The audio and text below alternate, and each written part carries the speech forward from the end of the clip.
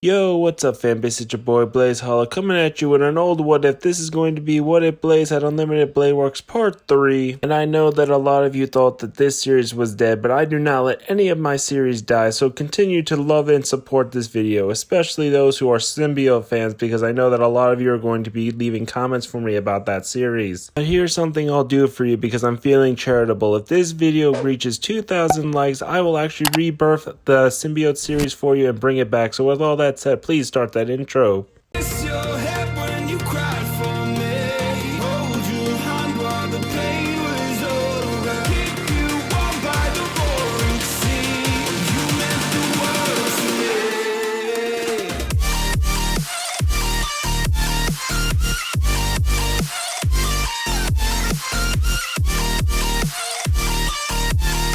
Oh, you meant the world to me.